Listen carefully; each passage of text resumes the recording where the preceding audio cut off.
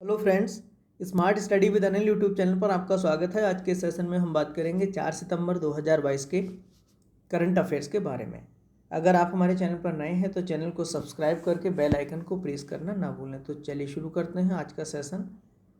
5 से 6 सितंबर को होने वाली क्वाड के वरिष्ठ अधिकारियों की बैठक की मेज़बानी कौन सा देश करेगा? तो इसकी जो मेज़बानी है ये करेगा अपना देश भारत। क्वाड ग्रुपिंग ताइवान को लेकर चीन के साथ तनाव बढ़ने के बाद से अमेरिका, जापान और ऑस्ट्रेलिया के साथ अगले हफ्ते इस तरह की पहली सीनियर ऑफिसर्स मीटिंग SOM होगी। क्वाड 4 देशों का एक संगठन है जिसमें कौन कौन से देश हैं? भारत, अमेरिका, ऑस्ट्रेलिया और जापान। ये 4 देश मिलकर क्वाड का निर्माण करते हैं। इसकी स्थापना हुई थी 2007 में और इसका मुख्यालय ब्रुसेल्स यानी कि बेल्जियम में स्थित है। अगर इन क्वाड के 4 देशों को विश्व के मैप में देखें तो इनकी स्थिति कुछ इस प्रकार है। मैप में ये अमेरिका है, ये भारत, ये कौन सा देश है? जापान, और ये जो देश है ये कौन सा है? ये ऑस्ट्रेलिया है।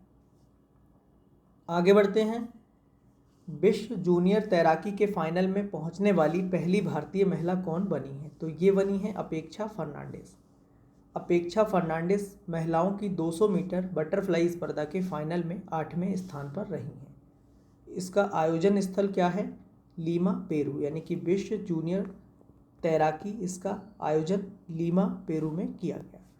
ये कौन है? ये हैं अपेक्षा फर्नांडिस। आगे बढ़ते हैं। हाल ही में किसे अखिल भारतीय फुटबॉल महासंघ यानी कि AIFA का नया अध्यक्ष चुना गया है? तो ये चुना गया है कल्याण चौबे को। भारत के दिग्गज फुटबॉल खिलाड़ी बाईचुंग भूटिया को हराकर कल्याण चौबे AIFA के नए अध्यक्ष बने हैं। कल्याण चौबे मोहन बागान और ईस्ट बंगाल के पूर्व गोलकीपर रहे हैं। तो ये कौन है? ये हैं कल्याण चौबे। आगे बढ़ते हैं। 64वां रमन मैग्सेसे पुरस्कार 2022 कितने लोगों को दिया जाएगा? तो 64वां रमन मैग्सेसे पुरस्कार 2022 ये 4 लोगों को दिया जाएगा। कौन कौन? सोथियारा छिम, तदाशी हथोरी, बर्नाडेट मैड्रिड, गैरी बेनचेघी। इन 4 लोगों को 64वां रमन मैग्सेसे पुरस्कार 2022 से सम्मानित किया जाएगा। मनीला में 30 नवंबर को ये पुरस्कार प्रदान किए जाएंगे। इस साल का रमन मैग्सेसे पुरस्कार कंबोडियाई मनोचिकित्सक सोथियारा छिम और जापानी नेत्र रोग विशेषज्ञ तदाशी हतोरी, फिलीपीन के बाल रोग विशेषज्ञ बर्नाडेट मैड्रिड और फ्रांसीसी पर्यावरण कार्यकर्ता गैरी बेनचेघी को दिया जाएगा। वहीं अगर हम बात करें वर्ष 2021 के रमन मैग्सेसे पुरस्कार 5 लोगों को दिया गया था, जिसमें से बांग्लादेश की वैक्सीन विज्ञानी डॉक्टर फिरदौसी कादरी, पाकिस्तान के micro financier Mohammad Ahmed Amjad Saqib, Philippines के पर्यावरणविद रॉबर्टो बेलन, मानवीय कार्यों के लिए अमेरिका के स्टीवन मुंशी और खोजी पत्रिका के लिए इंडोनेशिया के बाच डॉक शामिल थे। यह पुरस्कार उन लोगों को दिया जाता है जिन्होंने एशिया के लोगों की निस्वार्थ सेवा की है। रमन मैग्सेसे जो पुरस्कार है इसको एशिया का नोबेल पुरस्कार भी कहा जाता है। विनोबा भावे प्रथम भारतीय थे जिन्हें पहली बार रमन मैग्सेसे पुरस्कार दिया गया था। नेक्स्ट, हाल ही में किसने NHPC के अध्यक्ष और प्रबंध निदेशक के रूप में पदभार ग्रहण किया है? तो ये किया है यमुना कुमार चौबे ने। ये कौन है? यमुना कुमार चौबे, जिन्होंने अभी हाल ही में NHPC के अध्यक्ष और प्रबंध निदेशक के रूप में पदभार ग्रहण किया है।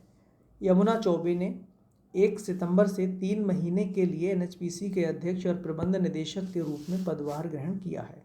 उन्होंने अभय कुमार सिंह का स्थान लिया है। चौबे वर्तमान में NHPC में निदेशक तकनीकी हैं।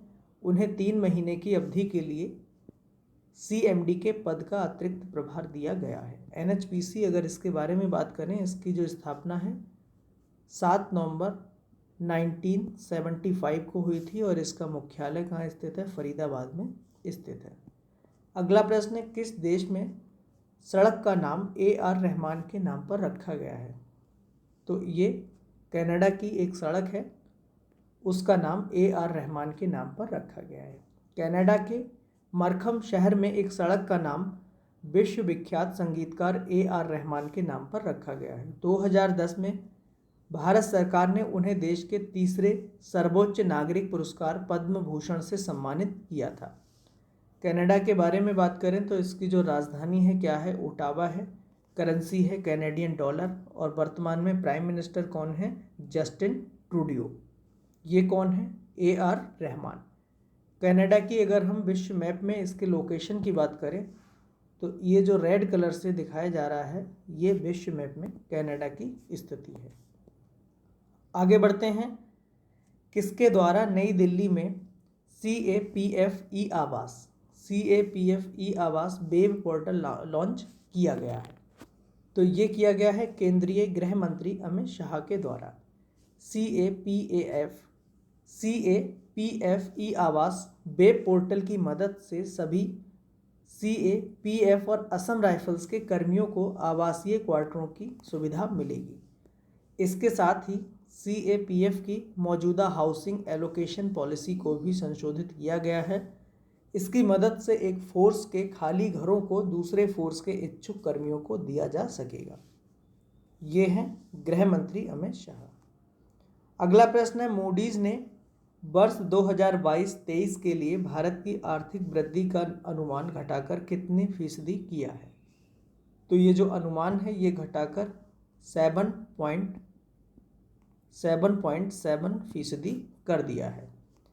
इससे पहले मई में मूडीज ने 2022 के लिए भारत की आर्थिक वृद्धि दर 8.8% रहने का अनुमान जताया था। अर्थव्यवस्था 2021 में 8.3% की दर से बढ़ी थी। इससे पहले 2020 में कोरोना वायरस के कारण 6.7% रही थी।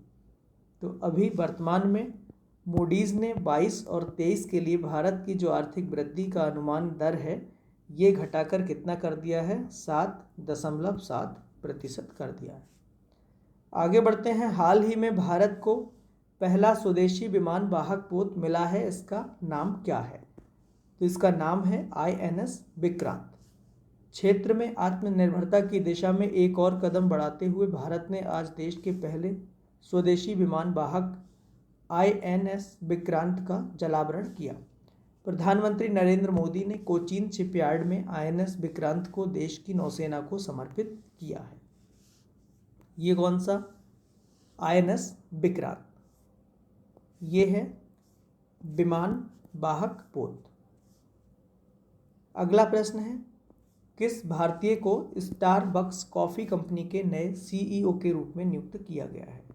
तो ये किया गया है लक्ष्मण नरसिम्हन को। तो ये कौन है? लक्ष्मण नरसिम्हन है, जिनको अभी हाल ही में स्टारबक्स कॉफ़ी कंपनी के नए CEO के रूप में नियुक्त किया गया है। इन्होंने हार्वर्ड सुल्स का स्थान लिया है। स्टारबक्स, अगर इसके बारे में हम बात करें तो स्टारबक्स जो कॉफ़ी है इसकी स्थापना 30 मार्च 1971 को हुई थी और इसका जो मुख्यालय है ये कहाँ है? वाशिंगटन DC में स्थित है। तो आज के लिए बस इतना ही। धन्यवाद।